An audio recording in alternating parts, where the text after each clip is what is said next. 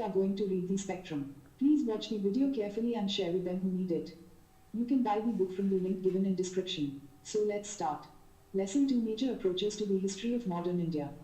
Looking at how histories are written is part of the study of the intellectual history of the period under discussion and can provide a variety of ideas and explanations.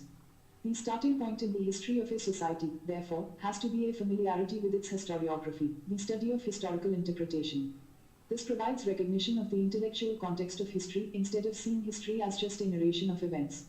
The modern history of India, for the convenience of understanding, can be broadly read under four approaches: the colonial or the imperialist, nationalist, Marxist, and subaltern, each with its own distinct characteristics and modes of interpretation.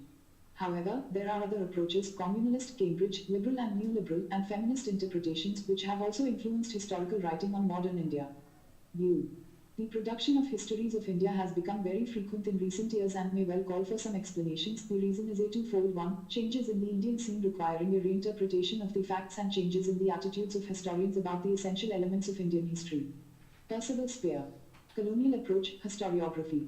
For the major part of the 19th century, the colonial school occupied a high position in India. The term colonial approach has been used in two senses. One relates to the history of the colonial countries, while the other refers to the works which were influenced by the colonial ideology of domination.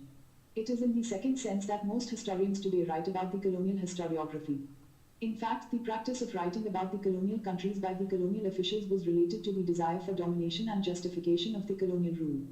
Hence, in most such historical works there was criticism of indigenous society and culture. Simultaneously, there was praise for the Western culture and values and glorification of the individuals who established the colonial empire. The histories of India written by James Mill, Mount Stuart Elphinstone, Vincent Smith and many others are pertinent examples of the colonial historiographical trend. Certain characteristics common to most of the works of these historians are the following: 1. Orientalist representation of India. 2. The opinion that the British brought unity to India. 3.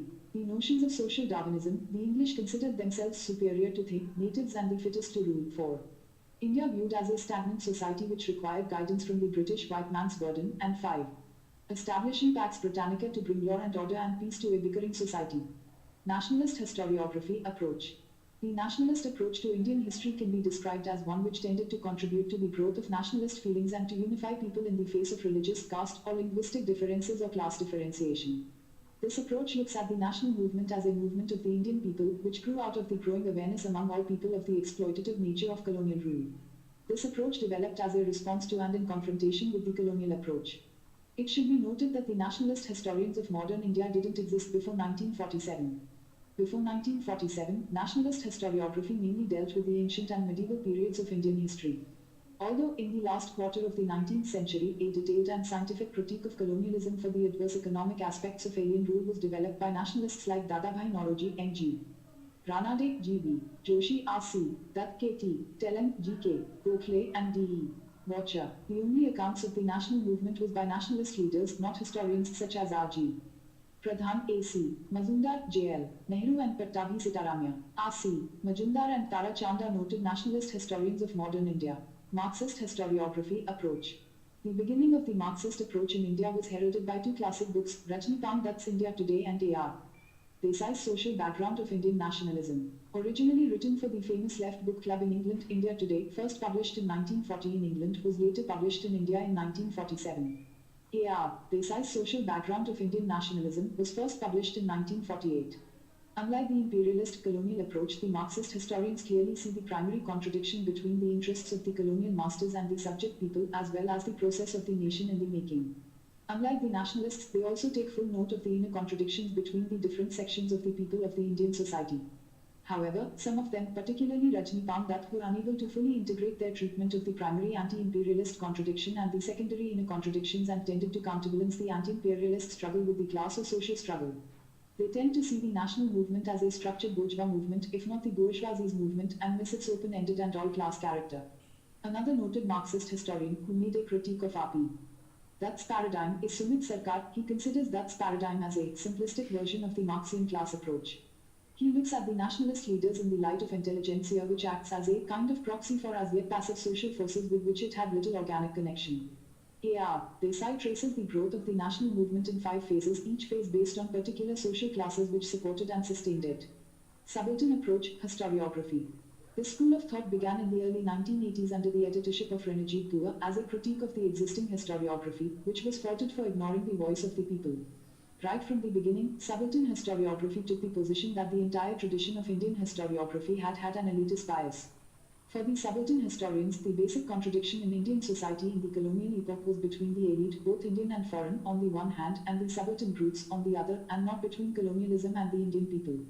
However, they do not subscribe to the Marxist theory of the nature of the exploitation by the nationalist movement. They point out that the Indian society of the time could not be seen in terms of class only, as capitalism in the country was just nascent at the time. This school sees nationalism as exploitative in terms of caste, gender, religious and creed divisions. View.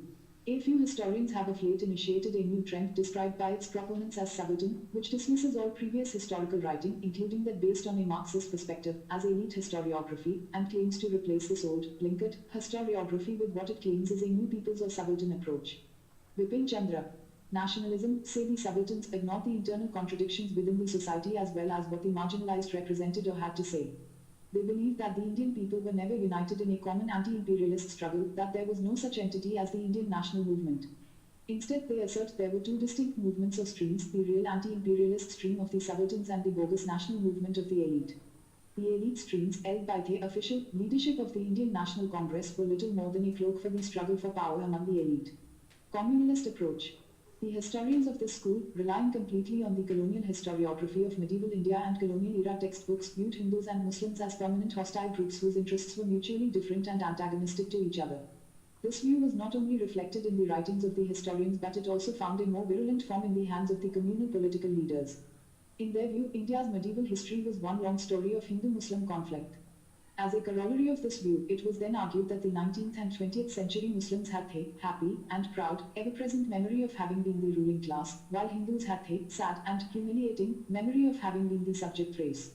This ultimately developed mutual hatred among these groups, often resulting in communal riots and, in the end, led to the partition of India. Cambridge School. According to this school of thought, the fundamental contradiction under colonial rule was not between imperialism and the Indian people, but among the Indians themselves. Further, Indian nationalism was not the product of a struggle of the Indian people against colonial exploitation, but what arose from conflict among the Indians for getting the benefits given to them by the British rulers. The leaders of the national movement, according to this school, were inspired by the quest for power and material benefits. This approach has been criticized by many scholars on the ground that it takes the mind or ideas out of human behavior and reduces nationalism to animal politics. Liberal and neoliberal interpretations. According to this interpretation, the economic exploitation of the colonies was not beneficial to the British people as a whole. The availability of markets for British industrial goods in the colonial world and capital investment in overseas markets, like laying of railways in India, might have actually discouraged domestic investment and delayed the development of new industries in Britain. The proponents of this school of thought are Patrick O'Brien, Hopkins and Kane. Feminist historiography. The shift in terms of the writing of women's history began with the women's movement of the 1970s, which provided the context and impetus for the emergence of women's studies in India. Very soon, women's history broadened and assumed the more complex shape of gender history. In the early years, the endeavor was to write a history of women to supplement the writings of mainstream history. Also, an attempt was made to research and compile an archive of women's writing. An important area of research has been analysis of the way in which colonial structures, such as the legal structure, affected women's lives.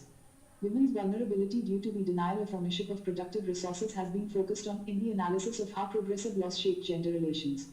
In the colonial period, two works based upon the women's question in India, The High Caste Hindu Woman 1887 by Pindita Ramabai and Mother India 1927 by Catherine Neo, attracted international attention. Summary. Different approaches. Colonial approach is influenced by the colonial ideology of domination. It focuses on criticism of indigenous society and culture and praises the Western culture and values. James Mill, Vincent Smith etc. followed the approach. Nationalist approach evolved as a response to and in confrontation with the colonial approach. Before independence, the school dealt with the ancient and medieval periods of Indian history and not the modern period. After independence, the school focused on modern India. R.C. Majumdar and Tara Chand belonged to the school. Marxist approach focuses on the primary contradiction between the interests of the colonial masters and the native subjects. It also takes notice of the inner contradictions between the different sections of Indian society. R.P. Dutt and A.R. Desai were noted Marxist historians of India. Subaltern approach takes the position that the entire tradition of Indian historiography has an elitist bias and the role of the common masses has been neglected. Ranajit Dua belonged to the school. Communalist approach views Hindus and Muslims as permanently hostile groups whose interests are mutually different and antagonistic to each other. Cambridge School envisages Indian nationalism as a product of conflicts among the Indians themselves for getting the benefits from the British rulers. For them, Indian nationalist leaders were inspired by the greed of power and material benefits. Liberal and neoliberal interpretations imply that the economic exploitation of the colonies was not beneficial to the people of Britain as it delayed the development of the new industries in Britain.